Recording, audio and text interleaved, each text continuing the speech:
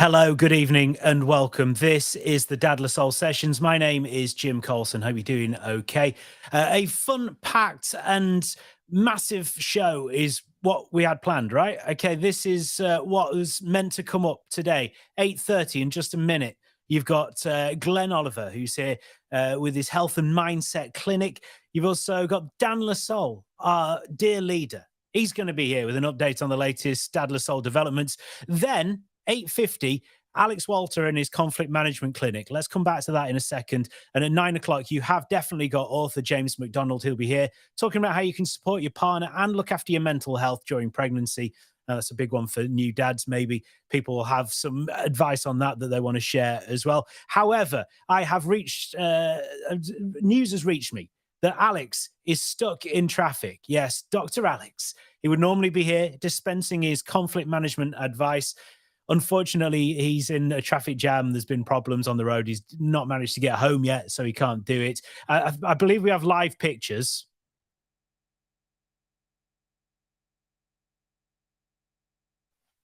That's him stuck in the traffic jam. So Alex won't be here. If you sent in a question for the conflict management clinic, we'll do that next month, last Thursday of next month. And it does mean that I was a bit worried about how we were going to fit everything into the show this evening. We've got a little bit of breathing space. So this, with my graphic design skills, I've updated the menu for today. I don't know if you see where the edit is there, but yeah, Alex isn't here with his conflict management clinic. So I've managed to cleverly edit that out. I think it's seamless. So let's crack on. First of all, Coach Glen Oliver is on the line now. Coach Glen, how are you doing? Hang on. Yeah, hey guys. Yeah, hey Jim. Thanks so much for having me here, mate. I appreciate it. That's no problem. It's good. This is going to be a new, hopefully regular feature if you're up for it. Well, I hope so. If enough people like it and don't tell me to piss off, so yeah, it'd be great. Well, we'll see. Yeah, I've got to be careful. You know, it's the internet, right? Oh, Abusing people is pretty much as standard. In fact, that's often the idea of that is, that's kind of affectionate in many ways. One thing before we get into this, because I did ask in the groups and on the WhatsApp groups and stuff like that for some questions about health and mindset. But there is one thing we need to do before we do that. Happy birthday to you. Happy birthday to you. Happy birthday, dear wonderful person that's having a birthday today. Happy birthday to you. Oh, yeah.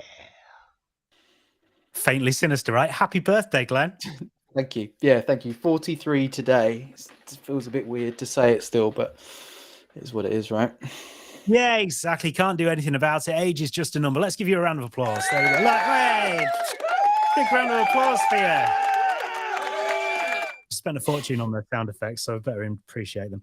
Right, anyway, so people have been, they've been getting in contact. What are your credentials then? Tell us your credentials for answering these questions. Well, God, yeah, here we go. Yeah, so I think as I when you sent me this through, I always think, okay, I don't want to just be that idiot who's standing on his soapbox without giving people some kind of context. So I've been a coach now for about 10 years. I've coached numerous people, numerous different roles in life. I'm a dad like anyone else. I've had my own business. And so I haven't just got into coaching in the last 6 months because it seems like the popular thing to do. So I've been around it a long time. I coach a lot of people, a lot of guys in very different roles, different parts of their lives. And that's why you can bring this sort of context to these questions that people are asking, and they want to kind of know about. This first one says, I don't have the time to exercise, can't fathom how people manage to fit it in. I do school pickups most days, and by the time that the kids go to bed, I just want my dinner and then to relax. Can you help? Yeah, cool. Well, I'll give you something to think about. And I don't want to be the guy who says, well, we will have the same 24 hours in a day, because, well, we don't, especially if you're a parent and you're juggling a lot. But if we just consider those people that this person is speaking about, those people who have managed to do it, I think it would be nice to maybe consider, well, maybe they just have got more time. But in truth, they probably haven't got more time. The difference is that they have become attached in their identity to working out and to exercising. And what I mean by that is that it's a non-negotiable in their lives. And I know this can seem like a bit of a jump, but that's the truth of it long term, that if you can in some way make exercise a non-negotiable for you, it will be something you kind of find the time for. You're attached to the idea of brushing your teeth every day and having a shower. Those are non-negotiables. And so the shift needs to happen from going from how do I fit this in and make this a priority to it being a priority and a non-negotiable. And that is quite hard sometimes. Is there something to do with maybe picking a certain time, or certain times in the week, and sticking it in your diary? And Mm, like mm, you wouldn't go, oh, I don't fancy that Zoom meeting, I just won't bother. If mm. you have it in your diary, maybe you would do it then. Yeah, certainly trying to create some rhythm around it, I think, is really key. Attaching it to when you do something else with habit formation, it's always trying to tie it to a link in the chain. So before the start of the day or the end of the day. And then the conversation is about your expectations around actually how much you need to do. And I think we have these ideas, well, I've got to work out an hour a day, 4 days a week to make it successful. And maybe start with 10 or 15 minutes a day, 2 days a week or 3 days a week. I think set yourself up to do the minimum amount, build that over time. And then before you know it, you might make this something that sticks. What I did, and I know not everyone can do this because they're not, it depends on your job and things like that. I always go for a run after I drop the kids off at school, because Mm, I feel like once I've got to school and I'm wearing my PE kit, basically, if I don't then go for a run, that's weird, right? Going mm. in active wear to school and then just going home and having some pies and a cup of tea. I don't know. I have done that before, so I'll confess to that. Well, I think But yeah, quite a lot of the parents at my kids' school do the active wear on the, "Oh, yeah, I'm going for a run," then just go home. yeah. But that is the thing, though, right? It is still a battle. Like I'm fortunate enough that I enjoyed exercise for most of my life, but it's still, you still have a lot of days where you kind of have to have that battle of that conversation with yourself. Okay, well, yeah, it's quite often for me, actually. Yeah, same. Second question. My problem is that I genuinely don't like any physical activity. I can't motivate myself to get out and sweaty. It just all seems like such a hassle. So this is like a slightly different problem then, isn't it? This isn't, I've not got the time. It's Mm, just mm. nothing appeals to me. Yeah, and I don't want to sound like a absolute dick answering this, but I will say what comes out from my heart, just to be quite honest with you. Now, unfortunately, exercise, if we're trying to improve our health and fitness, should be hard, because what we're trying to do is force an adaptation to happen in our bodies where we improve our health and fitness. And the other part of this to consider is that, I don't know, I feel like we've all got a bit too comfortable, and the idea of being uncomfortable is something that's so alien to us that we kind of run away from it. But especially, in the way we live our lives, exposing yourself, I think, to these ideas, these things that feel uncomfortable, and seeing what you can overcome just through like physical challenges has a massive positive carryover to every other part of your life as well, as you learn to see what you're capable of. Yeah, I always think that if there's ever something, when you sign up for something, and it could be like, I don't know, like there's I live in Yorkshire, and there's the Yorkshire Three Peaks. Mm, And when I sign up for it, I'm like, yes, this will be ace. I'm going to do this, but it's like in 3 months' time. And mm, then as it gets towards it, I kind of more like, oh God, no, what? Why am I doing? Why would I want to do this? Why would I mm, ever want to do this? And the day before, it's like, what on earth am I doing? And mm, then you get there, and you have to do it because you've been sponsored or whatever, mm. and it turns out to be amazing fun, and you love it. And I don't think I've ever been in one of those situations where I've signed up for something or someone's encouraged me to do something that's out of my comfort zone and I've really hated it. I don't think that's ever happened at all. Mm, mm. Yeah, I think that's part of the course, and one of the reasons why you should continue to expose yourself to that, because of the challenges you overcome. And I think, I don't know, with exercise, I understand it, especially if you're starting out, that initial 0 to 1 is the hardest thing. That's the hardest thing, because you don't really experience any of the positive, tangible benefits. It just feels like suffering for the sake of it. But I would just say, push through that initial stage of discomfort, and pretty soon you will start to experience the positive effects of the discomfort of exercise, if that makes sense. So when you're working with your clients, do some of them start from like level 0, or do you find that Yeah. people have got like a certain level of fitness? Yeah, so the way, I have clients who've never been to gyms before and stuff like that. And the way I kind of think of exercise now, I try and rename it as movement, because I feel like exercise in and of itself has almost become something that's quite prohibitive, and people just associate, it's quite negative connotations. So with a lot of my clients, we just talk about movement. What is the thing you're going to do today to move your body? That might be going for a walk. It might be, I've got a couple of ladies who like, I say, let's put a dancing video on. Let's dance for 10 minutes. Like, it's just moving your body and finding some way that move consistently, that you feel good. And over time, you start to build that momentum. Are we thinking Zumba? Are we going Zumba? Is that what we're thinking of? Pretty much. That's my game here, right? That's the long play. Yeah. Bring back Zumba. It was big about 15 years ago. It's ready for a resurgence. Zumba for dads. That's it. I tell you what, Yeah. like, if our Uber Lord Dan is watching, he might well be up for that. Though you might find that happening. Yeah. And this is the third question. I want to stop being so negative about everything. So this is more of a mindset one. I want to stop being so negative about everything. If something happens, I always look on the gloomy side. How do I stop that? Perfect. I'll give 3 simple things for this. Show gratitude every day for 3 things. All right. And what have I got to be grateful for? Well, if you're submitting this entry, this question, then you have a lot to be grateful for in terms of where you sit, in terms of the global population, the things you have access to. So the first thing I'd say is show gratitude every day. Write them down. Just think of 3 things. And when you think of them, really feel them as well. Really feel them. That's one thing. Okay. Second thing I'd say is stop watching the news. The news is overwhelmingly negative. It's fear-based. It's not really going to help you. If there's things you need to know, they'll probably find their way to you. And then thirdly, consider who you surround yourself with, because misery breeds company, I believe. And if you surround yourself with negative people, you're going to continue to adopt that way of viewing the world. That's a tough one to break, though, isn't it? I mean, I guess, when you've got these friendships, but we quite often do have those people that do bring us down, don't we? The people that it's like, oh, they are hard work because they are relentlessly negative. You got any tips for sort of easing away from that, or even encouraging them to change? Is that possible? Yeah, you cannot change someone's viewpoint of the world.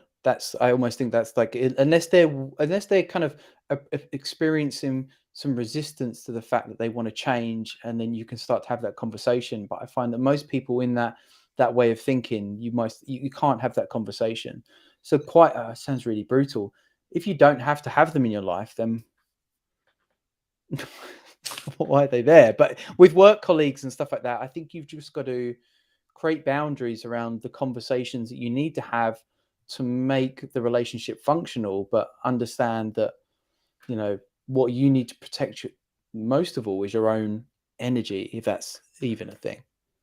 So you have to look out for number one in these sort of situations. That's kind of, it is important, isn't it? It is. And like this person in the question sounds like they are looking for a change of that. They've recognized a behavior in themselves. Yeah, and so I think the showing gratitude one, for me, the N equals one of me and many of my clients, is the most powerful thing you can do. So the start of the day, I will do that. I read something called the Daily Stoic as well, which Stoic is like Stoic meditation, Stoic philosophies are really, like, from the Roman times, amazing. So that and gratitude every day is a really positive way to start your day, because it kind of reframes everything and you show some gratitude for the day. It is interesting, isn't it? Because you hear a lot of people who just go, I only have bad luck. I only have bad luck. But, no one only has bad luck, and no one only has good luck. But I guess it depends on what you dwell on. If you only ever dwell on the negative things, and some people like that and they like to wallow in that. But I guess what you're saying there is you have to battle through that and go, okay, there are negative things, but let me look for the positives. Yeah, and I don't know. I just kind of feel like sometimes the negativity is based on our interpretation of it, and there are bad things that will happen to us. I understand that. You know, I'm not saying that bad things don't happen, but it's that the mindset that can consume you from believing that those things are happening in some way to you. They are what they are. They're events that happen in your life, and the minute we kind of assign some significant meaning that we're lucky or unlucky is when kind of that mindset can take over. Okay, it's fascinating stuff. Thank you very much, Glenn. Okay. Yeah, it's been great. If you would be up for coming back next month, we would love to have you on and Okay. get some more questions for you, if that's all right. Yeah, of course. Yeah, thank you, mate.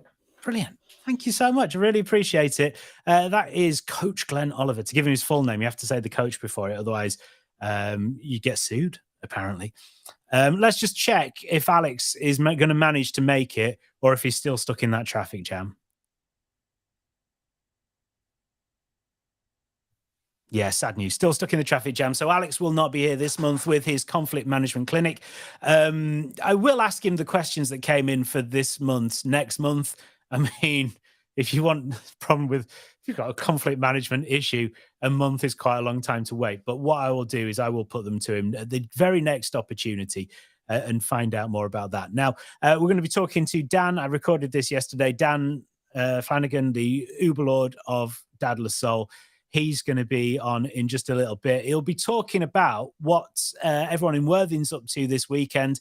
It's the beach clean. That's what the play date is. Beach clean, first of all, and then going into the park and having loads of fun. Dads and kids, welcome. You can get your tickets from this particular place here, that QR code. But what I'm going to do is I'm going to play you a video of what happened a couple of years ago when we did a beach clean, and then you'll hear from Dan on the Dadless Soul Sessions. Dads gathering on Worthing Beach with their children. There you go, I'll send it up for you.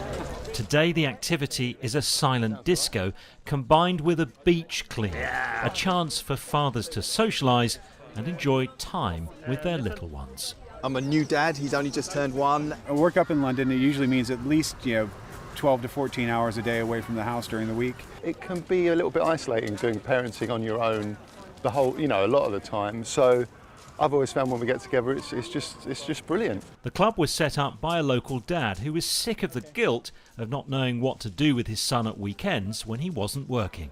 Dads kind of get looked upon as a second-class parent. Traditionally, we're the ones that sit on the sofa with the remote control, and it's all about beer and football. It's not. We're the ones that are struggling to take our babies out because all the changing facilities are in women's toilets. Some of the mums feel they're missing out. I just wish I was included. But the children are appreciating solo time with Dad. Sometimes you just feel like, oh, I never get to see him. I'm always spending time with someone else. I really want to get to know him more, even though he's already my father. From its beginnings here in Worthing a year and a half ago, the club has already expanded to Hurstpier Point and opens in Brighton in September. John Hunt, BBC South East Today in Worthing. Ladies and gentlemen, welcome to the Dadless Soul Sessions. Dan Flanagan! Woo-ha. Yes. Is that enthusiastic enough for you? I would say that the energy wasn't met, but that's fine. It's okay. Because I was method acting of somebody that's quite bored. Okay. So let's go off topic straight away. I don't know how often you listen to Radio 2, but they had Noel Gallagher in a while ago. Yeah. And they obviously asked Noel Gallagher to record a load of random things for different shows. And his lack of enthusiasm is hilarious.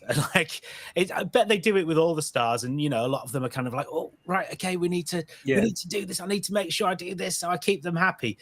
Noel Gallagher doing the read to encourage people to ring in for the new competition on Vernon Kay's show is him going, if you want to play, whoever you are, then they also got him to do an Ooh Gary Davis, which is the most downbeat Ooh that there is possible.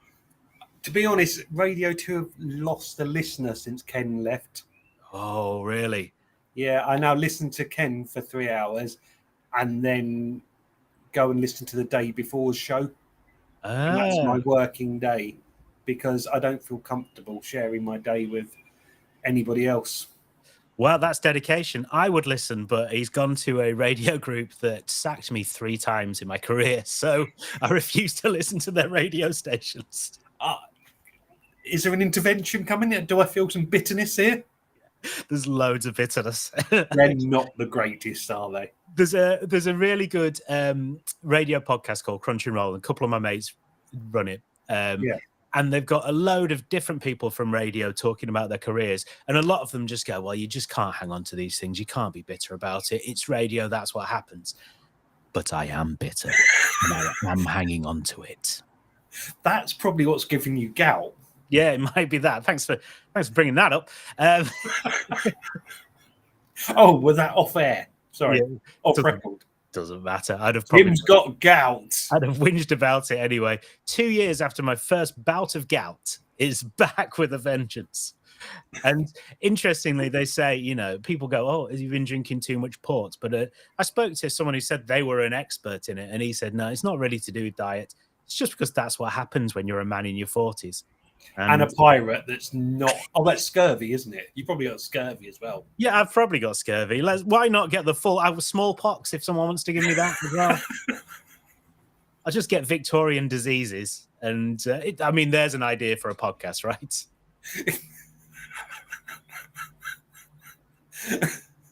You can... Oh, yeah. Sorry, my mind went to some really dark places. Okay. Is now the time to move on to the Dad La Soul stuff? This is the bit where you said, oh! That's very loud. Are you actually in a police station right now? That's one of my special effects that I've been working. All right, okay. Alternatively, I've got the window open because it's about 95 degrees in the studio. And yeah, the coppers are out. You said before we started recording to keep this tight because you've got some excellent, more interesting guests coming up. Yeah. And we're 3.5 minutes in. We've not even touched on what we're meant to be talking about. Dan, what's going on with Dad La Soul? You want the Dad La Soul updates, right? This is going out on a Thursday night. The following Saturday, or Saturday after, we are doing a beach clean. Because I think it's really important to teach kids to work, especially on the hottest day of the year. So I am imagining no meltdowns whatsoever. Not at all. Factor 100. No, it'd be really nice. The only problem is Worthing has quite a clean beach. So we've done it a couple of times beforehand and ended up with a small amount. So, we're going to do our bit for the community, and then we're going to go to the park just behind it where there is some shade, have some jumpers for goalposts, play some hide and seek. So I'm quite looking forward to that. And you can get tickets for that, by the way, through this little QR code here on the screen right now. That's it's almost like you've done this before, isn't it? I try. It's almost like you care.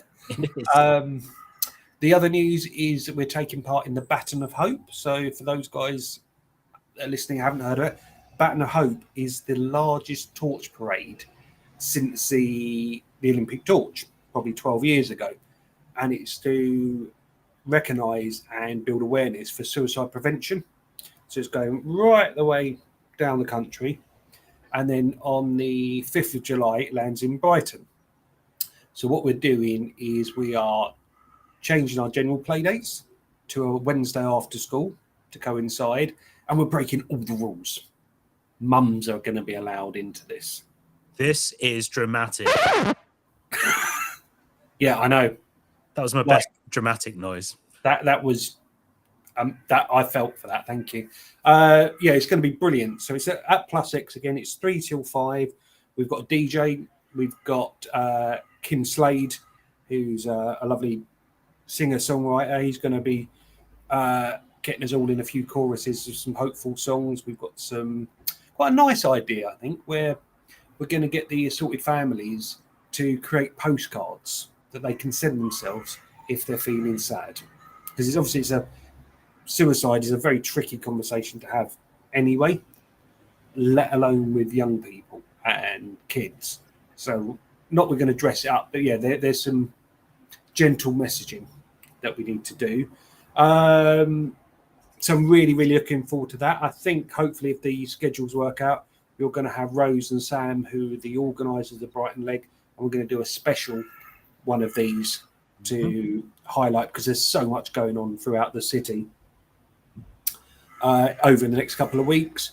We are going to be launching our Dads Only sessions in Hove on the 13th, I think, of July, which is at Freedom Works, which is a lovely space. We already use the space in Worthing, just we've grown and grown and grown and grown and grown and grown. So guest speakers, stand-up comedians, free beer, tea, coffee, and just get some of those other chaps in those locations to come along and be part of our community. So probably be able to update you a little bit more on the details. And that's kind of it. As always, there's always loads of stuff going on in the background, scrabbling for funding. But big up Comic Relief, by the way, for supporting us to launch these 3 new groups. And yeah, I could whitter on for ages, but I'm not going to, because you're on a very tight schedule and I'm a professional. Well, for the first time. I'm delighted now. If you prick me, do I not bleed? Well, let's try. I'm delighted now that I bought The Stonk by Hale and Pace. I feel that investment 20 years ago is now coming back in investment to Dad Lassalle from Comic Relief. So that is forward thinking. That is forward thinking. No, they're lovely. They've supported us for the last few years, and this is more of a bid to develop the infrastructure, because we are growing at such a rate. We actually need to maybe buy and invest in what goes on behind the scenes, not just, a lot of funders are great because you say, we want a new slide for kids to play on. That's great photograph, but nobody wants to pay the insurance and all the, keeping the lights on and all the boring stuff. But Comic Relief has said yes, so we're going to get some really good strategy work going on for the team, and go, you know what, this is where we are now. What does global domination look like? We've got conversations going on in Atlanta, in Georgia, over in New Zealand. People are really interested in the work we're doing. So it's like, right, we know how to figure out how we get it over there. That's the minor detail, right? That's the minor detail, but I do believe there is a will. The will is me because I've overworked and died. That's my will. No. There is. We're a growing community, and there's some really interesting people that want to support us. So I'm happy to take their money and their advice and support. And wouldn't it be nice one day, Jim, to get on our tour bus? Oh my gosh, yes. And do a road trip. Oh my goodness. All the sites. Would be brilliant. Absolutely brilliant. That's what we're doing. So Thank come you to the events, give us your money, in the words of Bob Geldof. So yeah, this is Worthing Playdate this Saturday, beach clean and then playing in the park. And jumpers for goalposts. Friday night, are we having Dad's meetup to go and put some rubbish on the beach that you can clean up on the Saturday, sorry. Forward thinking, but I like the cut of your jib, young man. Yes. Dan, thank you very much. Pleasure as always, James.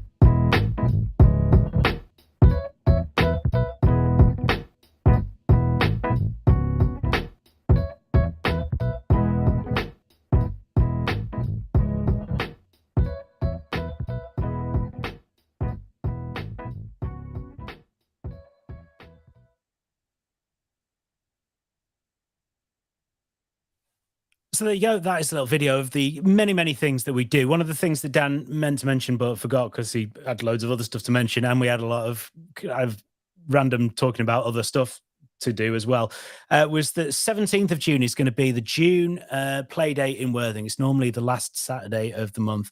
It's the second Saturday. So it's normally the third Saturday, sorry. It's the second Saturday of June. And we're going to be, because it's around Father's Day weekend, so we're going to be at the Audio Active Cafe in Worthing for a funky music session, loads of enjoyment, exploring all the fun activities there.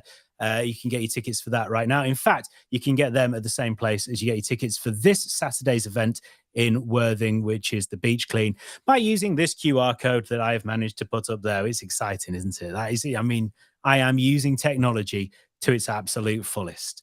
Now time to welcome our headline guest of the evening. His name is James MacDonald, and he is here right now. James, how are you? I'm good, yeah. I don't know about headline guest. That's I'm now feel the need to live up to that. Yeah, you do. I mean, from the international destination of Saltdean in our spare room, hoping that children who should be in bed are in bed, but as we know, there's no guarantees. No, exactly. And then you kind of, what I always find is trying to find a place in the house to do this on the last Thursday of every month where the children aren't going to get woken up by me excitedly shouting. But anyway, you are the guest of honor. So can I just give you a round of applause? There we go. There's the round of applause. That's the first and probably last I've ever had. I'm thrilled. Thank you. That's fine. Once again, as I say, I've spent a lot of money on these I can tell, actually. It's the finishing touches that make the difference, I think. And yeah, that's it. Some say gilding the lily, but I think you can never gild a lily. No, I don't think you can. No, I think you're there. So James, you are here because you're a man of many talents. Throw at us some of your many different titles and occupations and things that you do. My wife would definitely argue that last statement, but no, I've got a number of different sort of hats that I wear. I have a podcast called Dad Mind Matters. I also work for the NCT. I'm a team leader, and we organise activities for men with our parents in mind. We're also looking for volunteers, so that's something anyone wants to be, get in contact with. Please do. I've just written a book called First Time Dad, which is a 42-week guide to pregnancy. I've struggled with my mental health on and off since my teens with sort of intrusive thoughts, and I think there's not enough support for men when they become dads, and also just the massive change that is pregnancy. And I think if you can't look after yourself, you've no chance of being able to support your partner. So that's the thing, isn't it? And that's the point that you sort of make, is that it's a kind of dual thing. It's looking after your partner, being there to support them, but also making sure you're supporting yourself and your own mental health as well. Yeah, I mean, it's sometimes difficult, I think, because obviously you go through pregnancy, then you're not the most important person in the situation, because, fair enough, your partner is actually doing the lion's share of the work. She is growing your child, but that doesn't mean that you aren't allowed to be aware and think about, some self-care. And it's actually, I think it's dangerous to not look after yourself, not get enough sleep, not just, talk to your partner about your concerns and your worries. Is only going to strengthen your bond as a relationship. And I found certainly that by being honest with my wife about things that really worried me, just sort of gave her a license to do the same and maybe share concerns and worries that she had about becoming a mum. Because it is a really worrying time. And I mean, you think that the worry is going to end when the baby's born, but it continues. But sorry if you've not had a kid yet. Yeah. but that worry lasts for a while. Yeah. But it is a worrying time, isn't it? Because you're concerned about the health of the baby, about the health of your other half, about your own health as well. You're worried about finances. You're worried about being prepared in time. You're worried about all of these sort of things. Yeah. Some serious, some seemingly small, but everything can build up. So that's like a long 9 months of just general concern, really. Yeah, you just want to make sure you're doing enough. And I think that the problem is nothing can. The learning curve when you become a parent is insane. The minute your child is born, you are suddenly not the most important person in your own life. which is a very weird concept. You know, from now on, you will have to make sure that someone else is clean, happy, fed before that is a priority for you, which takes some getting used to. I mean, it's a wonderful thing. Don't get me wrong. I'm blessed to have. I've got an amazing wife and 3 wonderful children. But it is the most challenging thing you will ever do, and it continues to challenge me in ways that you never really. There are days when you just think, I don't know how I got through that today. I find ridiculous parody songs and doing podcasting and writing and trying to help people kind of just say, look, I fell on an epic scale quite often. You're probably doing better than you think you are. Just be kind to yourself. And if you need some help, just ask, because the help is there, I think. Yeah, I found out a friend of mine where his other half was expecting, and I just sent him a message this week, just say, "Oh, congratulations, just heard about it." And he's like, "Oh yeah, I've got no idea what's going on. I've got no idea what I'm going to do." And it's just, all I could do is just say, "No one does really." Yeah. Like you'd struggle to find someone who thought, "I've got this in check. It's going to be fine. This is going to be plain suits." Well, I wouldn't believe them. And actually that wouldn't help a new dad at all. I think you're much better off saying, look, I haven't got all the answers, and I didn't when I was a dad. But the one thing I found is that when I became a dad, I suddenly was so grateful of my friends who were dads, because they suddenly became the oracle, not just in how to be a dad, but how to navigate marriage or any sort of relationship, because it just everything changes. And there isn't, and that's kind of why I wanted to write this book, because there are books out there. I don't think there's enough support for men. And I wanted to write a really candid, honest description, sort of warts and all, of what it's like from week 1 to week 42, getting yourself, your house, ready to sort of have a little person living in it. And that's really the kind of, it's that balance, isn't it? It's like, it's not a book about just being a dad in a vacuum. And you get a lot of books, I think, that are about just being a new mum in a vacuum. But this is very much kind of looking at it from, you're a team and you have to work together. That's the only way it works. I mean, I've written it sort of, week by week, so that, you have an account of what's actually happening in the development of your child. But I've also tried to write it on what may be happening for your partner, not just physically, but mentally, and also what may be happening where you might be. And obviously sorry, I've just kicked the tripod, that's professional. What might be happening for you. And obviously everyone's, journey of becoming a parent is unique, but I think there are enough things that are just universal, and people go, oh wow, yeah, I remember that. Like, the 12 and 20 week scans, and just the changes in your life and the changes you make to your house. And I've tried to be really honest about it, and really sort of, and what I've been really lucky. I've had some lovely reviews, and people said there were times it made me laugh out loud. There were times when there was a lot of pathos in there, because I talk about how my mental health, spiked at times when I just thought, I don't know if I'm going to be good enough to do this. I don't know if I'm actually am I going to be all, and then you feel really guilty for thinking, how can I be thinking about myself at the moment, where really it should all be about my partner? And I think it's important to give your partner as much support as you can, but you need to look after yourself. That's paramount, I think. Mm-hmm.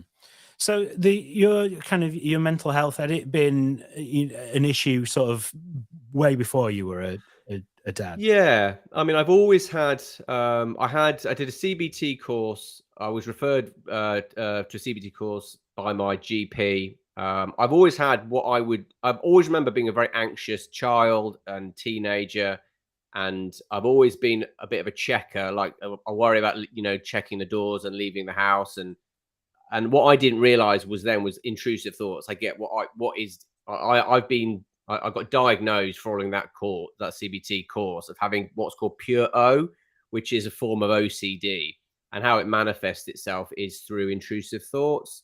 So most people may have a thought in their mind about, cool, that was close, that car came close to me, and then it passes. For me, that will linger in my mind, and I will catastrophize about what could have happened if X, Y, and Z. And at its best, it can be mildly annoying. At its worst, it can be utterly debilitating, to the point where you're so consumed with anxiety that it's very difficult to know what to do. And I've found that, and it takes time. You have to learn what works for you. And I've been on medication, and I'm all right sharing that. I think it's important. I do a lot of open water swimming. I have a cold shower every day. I do Brazilian jiu-jitsu. I find anything creative really helps. So playing terrible songs on the ukulele, having a podcast, really just being present and doing something that stops me worrying about fictitious road traffic accidents. I've kind of accepted. I mean, not to say that I've stopped trying to sort of overcome it, but I think you get to a point where you just think, you just got to accept that it's here. It's not who I am. I'm not my intrusive thoughts. It's a part of me. And instead of the amount of energy of trying to fight this, just accept that it is what it is. And actually, in some ways, it gives me a compassion for other people who are struggling, maybe beyond the norm. I don't know what someone else's mental health battle is, but I know how difficult it can be. And that makes me really passionate about wanting to help other people who are struggling.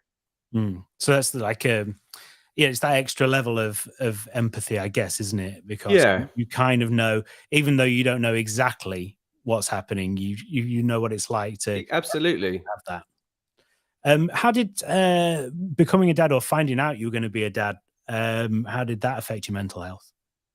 In some ways, it improved it, because I became very focused. I found that when I became a dad, it gave me an extra gear. Certainly when our daughter was born, I suddenly thought, actually, this isn't enough. I need to really work on myself and get a better job and just do some work.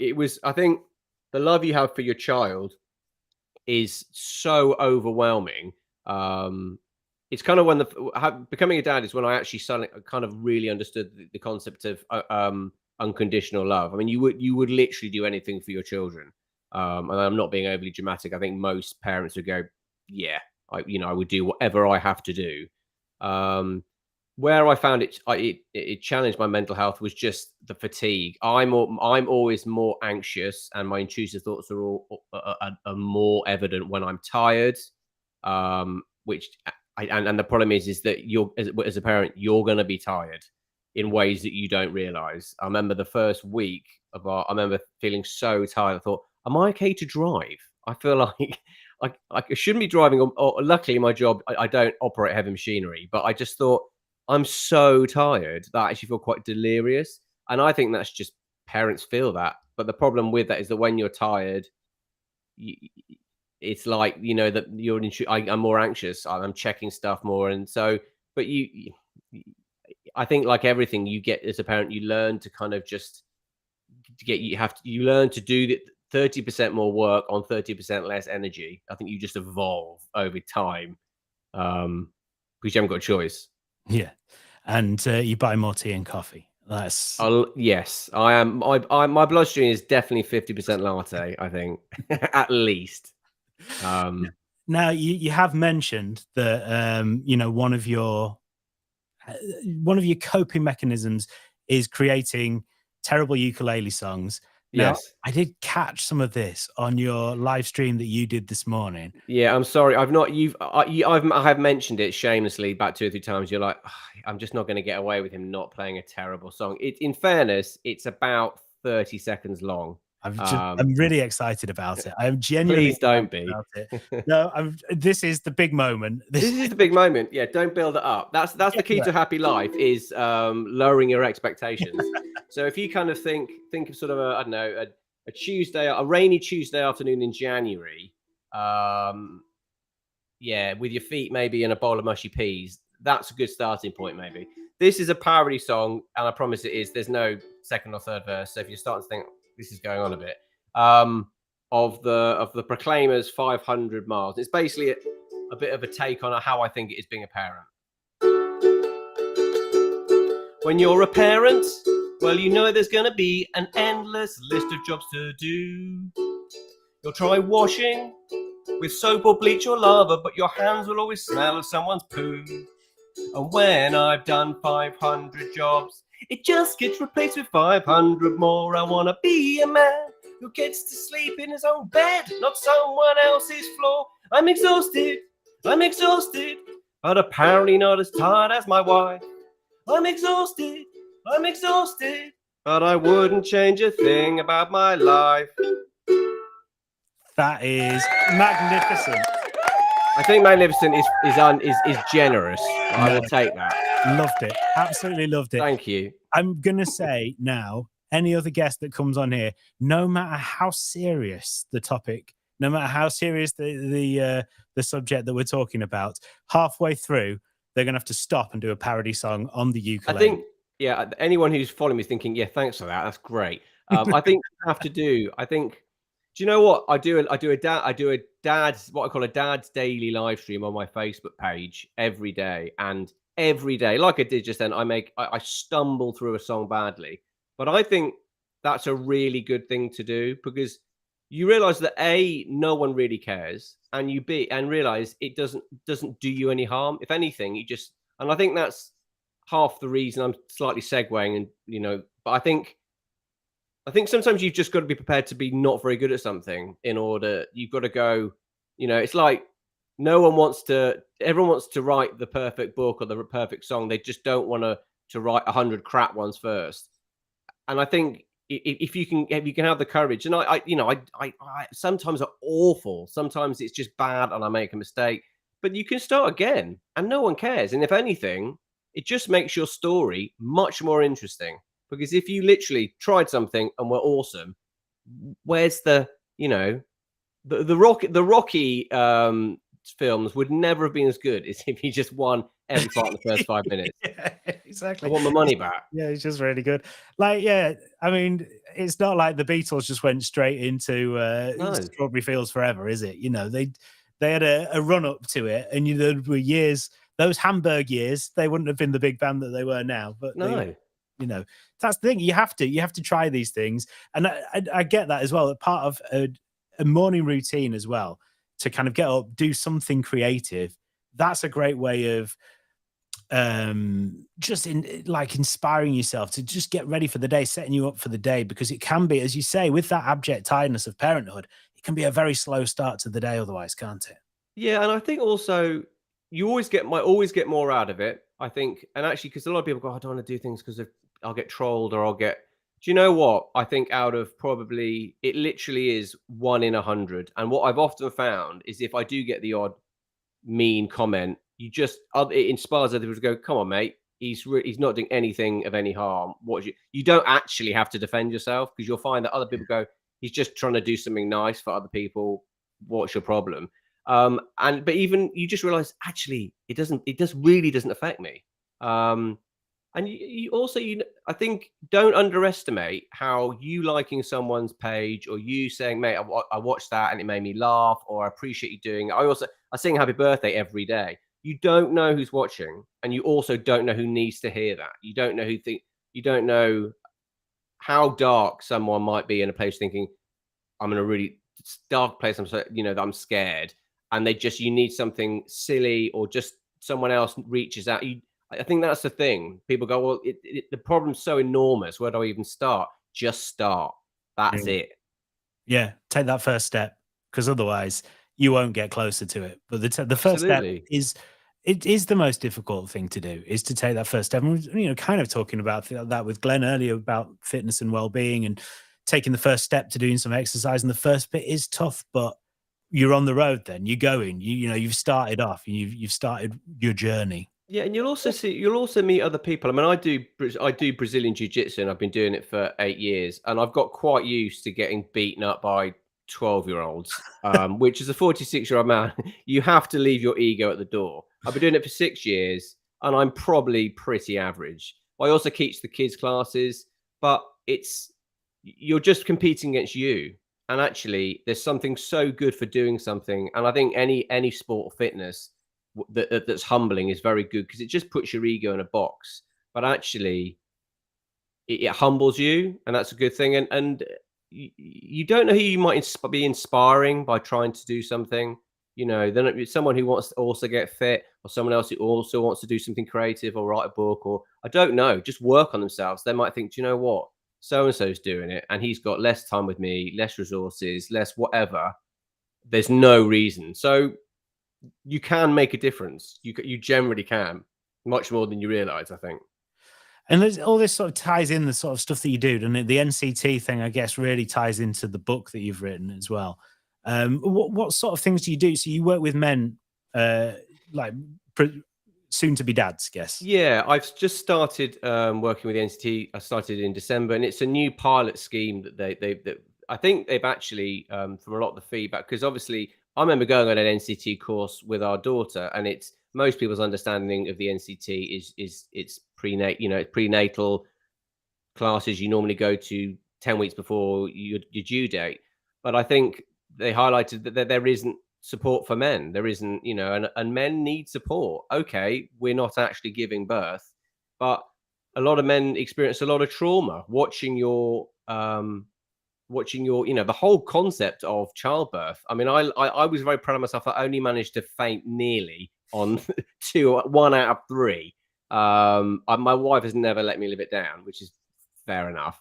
But no, I work for, it's called Parents in Mind, and we look and support dads and birthing partners in East Sussex by doing offline and online activities. We're going to be doing sort of Tuesday night live streams, and we're going to be doing socials and walks, and just trying to show dads, very similar to what you're doing, very similar to the inspiring stuff you're doing, just going, there is help out there, because it's amazing how so many things that troubled me as a dad, where I just thought, I've just made a mess of that.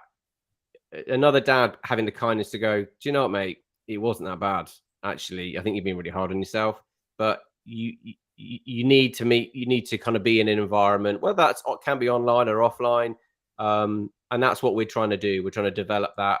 You can, if people who volunteer for us, we're trying to get people to volunteer 2 hours a week. We offer them a free accredited perinatal mental health course, which I've finished. It's brilliant. And do you know what? I mean, you get a qualification, which is a useful thing for your CV. But I actually just enjoyed talking to. It was 4 Tuesdays of 3 hours on 4 different Tuesday evenings. Just nice to talk to other dads from all over the country about. It was a bit of a laugh, and you're just talking to other men, and I think there's never been a bigger need for that. Yeah, that's why it's important. I think that there are books like yours, because it's easy to think that you're on your own and you become that little bubble, and it does happen. When you have kids, your social circle, which is what we've found, which is kind of one of the reasons why we do what we do, which is because your social circle contracts and contracts and contracts because you don't have the time, do you? You've not got those times to go daytime drinking or whatever it is that you enjoy doing. You can't maybe go to the football as often as you did, or you can't, go and just hang out with friends as much as maybe you did before. And so that gives you fewer frames of reference when something does go wrong. And things go wrong all the time, or things go wrong, you think they've gone wrong. Really, it's just an experience, isn't it? It's a learning experience rather than it being something disastrous 99% of the time. So I guess that's, it's about having those reference points. So if there are more books about it, if there are more groups like this, then it can only be helpful for people to go, oh no, this is rubbish. And then other people to go, well, when this happened to me, this happened and I did this and you could do that and whatever. Yeah, and you don't know what and these conversations can be at the school gates. They can be, but men don't do that. Men don't, I mean, this is a big generalization, but I think traditionally men are less likely to open up and talk about concerns and worries and their feelings, which is why, sadly, it's the biggest killer. Suicide is the biggest killer of men in this country. That's terrible. That's just sad and unnecessary. And I think there's just, so anything I can do. I've got 2 boys. I want them to grow up in I don't want them to have to. I hope if they have similar stress to me, I hope they it's more acceptable. And I think we're making progress. It's more acceptable now for, say, our generation than it was for my father's generation. You just suffered in silence. Whereas now I think actually there are people, I mean, like what you guys are doing, it's amazing. It's pioneering. And there are people who want to get involved in this stuff. They just don't know where to start. So with the sort of parents in mind, and also what you guys are doing, there are places that, you know, and the most exciting thing is you get to collaborate. And this isn't work. This is fun. This is social. I'm really proud of it. I really, you know, it gives me a genuine. I feel like it's good work. It's things you know, it's worth doing. When you wrote the book, was that after you'd had your third child? Yeah, I wrote the book actually. I mean, our youngest is turning 5 tomorrow, so I have to. After this, I've got an hour of assembling stuff, which is going to be terrifying. But yeah, so I think I wrote the book. I started writing the book, I think September last year. And the NHS website was a very helpful reference point because they were sort of week 1 to 42. And I read a lot of that stuff and then put my own take on it. But yeah, I mean, I was recalling information from 10 years ago. It's all still in there, I think. And I think people go, oh, I'd never remember. I bet you would. I bet if you started writing, it's all in there. It's core memories. It transcends everything else. You're not going to remember your paycheck or what you're not going to care on, you know, we can't take it with us. You're going to remember how you felt when your wife went into labor. You're going to remember how you felt when you had to drop your child off at nursery for the first time. You're going to remember that stuff. It might not, you might have to do a bit of digging, but the thing I love about writing is that once you start, you're like, where did that come from? It's all in there. It's like like your guest previously, you get into creative flow. You get into that flow and actually and that's when people describe flow, it's your presence. That's why people go, oh, so happy. I was, you know, and it could be something like washing the car or, you know, hoovering. It doesn't matter what it is.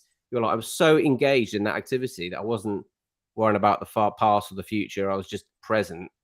So yeah, it was easy. I'm now writing the 4th trimester because I think actually it only gets more interesting. I think it actually gets harder. I think to an extent, once the baby is in, so it is kind of in your partner. The problems happen when it comes out. It's like, oh my god. But it's helped me hugely. It really has. I bet. And what was the one thing when you started writing? The one thing you were like, this has to go in. So this is something that I remember from one of the pregnancies. This has to go in the book. What was there anything that really stood out? There was a really, really inappropriate joke. I'm just trying to think if I can get away with saying it. There's no swearing in it. It's just there was a guy in. We went in our set. Actually, my wife. Do you know what? My wife thought it was funny. My wife's a primary school teacher, so it can't be that bad. There you go. I think it was our second week of our NCT antenatal classes. So literally, imagine a room of tired looking dads who may have been dragged there and sort of 8 heavily pregnant women. And one guy sort of said, I've got a joke. And his partner was like, don't do that joke. And she's like, no, it's really funny. I think he was like, I'm going to break the ice. And all the dads are like, please tell the joke. Please tell the joke. And can I tell the joke? Is it? Yeah, go for it. It's fine. It's live on the internet. He said, well, yeah, exactly. How do you make a hormone? Don't pay her. Oh. And it's awful. Yeah, I hope I haven't completely lost your. That is, I can imagine in an NCT antenatal class situation. It was probably the least appropriate thing you could ever say in that. I mean, it was so bad. It was brilliant. And I thought, and when I was writing that, and I said to my wife, do you think? She said, yeah, it was really funny. It was really honest. And it was funny because we all knew he was going to be in so much trouble.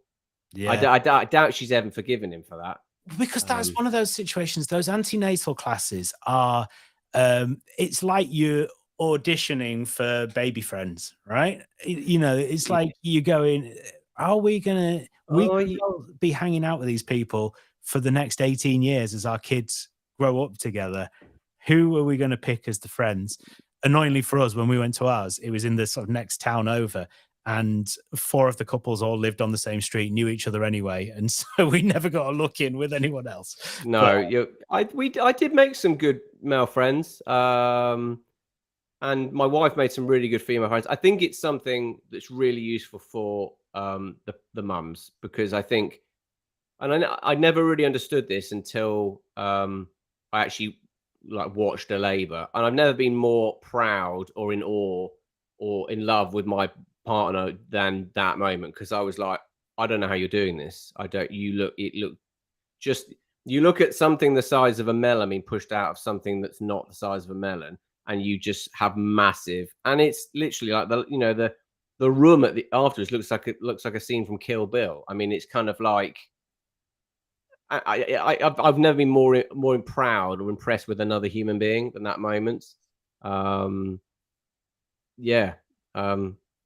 How would you then, for a dad to be, how would you prepare them for that? Because that's like nothing else, is it? The labour being No, what it's and like. Nothing.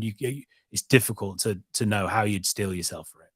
it can be scary, but I think the thing to do is I'm not good with blood. I'm quite squeamish, and I got, and this might have been my intrusive thoughts, my OCD. I got mildly obsessed with the worry about, am I going to have to cut the cord? Do I have to cut the cord? And it's ridiculous. And I thought, this is ridiculous. For God's sake, just you'll say no. But then I thought, but yeah, well, what will people think? And I got so in my own head about it. And I actually got to the point of actually sort of practicing cutting like bits of bacon to make a bacon sandwich, which sounds insane. But actually, the first time they didn't ask me, the second time that there was asked, I cut it. It was fine. It wasn't fun, but I think immerse yourself in it. I think it's because it won't be as scary. And actually you'll be, and I'm someone who's really squeamish, and if anyone's going to faint in a hospital, it's going to be me. Just immerse yourself in it. And actually so much is going on that's so exciting. You're aware of it, but actually there's just other more exciting things going on. Just be honest if there's things that worry you and scare you, because actually there's a strong chance they're worrying and scaring your partner, and then you're a team. And actually just shows, you'll have more, it's a wonderful experience, and it makes you so much closer to your partner, which is so important, because you need to be a team. And if you're lucky, we were lucky, we had really good midwives as well, and who were really there to like kind of, they knew when to jump in and reassure, and they knew when to kind of stand back, and that was really good both times. Really impressed with how they did that. The thing I struggled with as a dad is that, and this might be another gender generalization, but I think I just wanted a job to do. I wanted to know what my job was. If my job was literally offer me a toffee every half an hour, that's fine. I'll do that. If my job is, but I think you just feel useless. You're in this room, your partner is in pain and scared, and you just feel like, I feel useless, I don't know what to do. And we were really lucky. We had, and I can't in more praise for the NHS. My experience of the NHS has always been brilliant, and we had 3 excellent midwives who could see that actually dad needs a job, and that can be as simple as just cleaning up the area around or making sure. Do you know what I mean? It doesn't matter what it is. Just have a job, have a role, and even ask beforehand. Say, look, I'm a bit nervous about what to do on the day. Can you involve me? Can you help me do? Because then I'll feel less in the way. And I guarantee you'll probably annoy your partner anyway, and get blamed for everything from sort of the Doomsday Book onwards. But that's fine, and that goes with. And yeah, I think one thing, and I talk about this in the book, you have to have a tough skin. And I'm quite a sensitive person, but you have to not take stuff personally, because your partner is probably exhausted and scared, and she may say things that actually you feel like, wow, that was a bit harsh. I think if you were in her position, you'd be, it'll be the most invigorating experience of your life. It may well be one of the things that was really scary, and I felt, but it will be something that that you won't forget. And and the fact that I could make an account of it a decade on kind of proves that. Well, James, thank you so much. It's been fascinating. It's been really good. Tell us about where we can get the book. Yeah, firstly, can I just apologize for that horrendous joke? I'm feeling like I've probably lost my job. No, it's fine. No, because it's relevant. It is relevant, isn't it? That someone used that in that situation. That is fascinating. And that's one of those moments, isn't it? You'll always remember that and it is an awkward situation. Yeah. And I think actually, certainly with men's mental health, we need to mention the awkward stuff. Because actually, when it's out in the open, and this is a lot of my own mental health stuff, I worry beyond what the point. You'd forgotten about that. I hadn't forgotten about that. And my mind's still processing what could possibly go wrong from that situation. But anyway, yeah, you can get the books on Amazon. If you put First Time Dad, James MacDonald into Amazon, it will pop up. And yeah, And do you know what? If you want me to sing you happy birthday, come and find me on Facebook. I'd love to do that. I generally want to interact with people, and especially if people are having a crap time. And that doesn't have to be, it can just be that you're feeling down, or can just be that you're like, I just need to, I've got to tackle taking the kids to school. I just need to pick me up. And something as basic as me saying, hello, so and so, can just be, I'm seen. I'm seen. Please do that, because it's more fun for me. I quite often I'm just talking to myself in the kitchen. So yeah, well, that's there's a lot to be said for that. At least you're directing that conversation, even if it is just you. Yeah. But let's get other people involved as well. We will send out some social posts with links to the book as well. So Dad Mind Matters as well. That's the podcast. Can you get that everywhere you get your podcasts? You can pretty much. I think Apple Podcasts, Spotify are the main ones. I think 80% of the people who watch it on Apple Podcasts. But yeah, if you ever find me on Facebook, or I've got a YouTube channel as well, which is also Dad Mind Matters. I'm generally trying to build a community that helps dads, specifically dads like me who struggle with mental health. And this is a really easy, fun way to do it. Brilliant. Well, that's a noble aim. And thank you very much, James MacDonald. It's been absolutely... Thanks, Jim. It's been a pleasure talking to you. So just one last thing then before I go. Dan talked about the Baton of Hope, which is the free play date that we're putting on in Brighton in July. So rather than the normal July date, we're doing it on a Wednesday. It's going to be 3 till 5 at Plus X, which is our usual venue, on the 5th of July. And it's to sort of celebrate the fact that Baton of Hope is coming round, and that's a suicide awareness thing. It's a free play date for all the family. We're going to have live DJ, live music, and loads of games and stuff. Bring everyone along. Free tickets. If you can book, that would be great. So we know how many people are coming, and you can use this QR code here that I've managed to put up. That's for the Baton of Hope. It's for the 5th of July. It's a Wednesday afternoon after school in Brighton at Plus X, and we would love to see you there. But it's all over our socials, on our Eventbrite as well. You can find out more. Back next month, last Thursday of the month. Thank you very much to Coach Glenn Miller, who had his health and mindset workshop. You also had Dan, our leader, Dan Flanagan, and you had James MacDonald as well. Unfortunately, Alex wasn't able to. There you go, still in traffic, as you can tell. Thank you very much for watching, and get in contact with any suggestions, questions, anything else that you want to add on.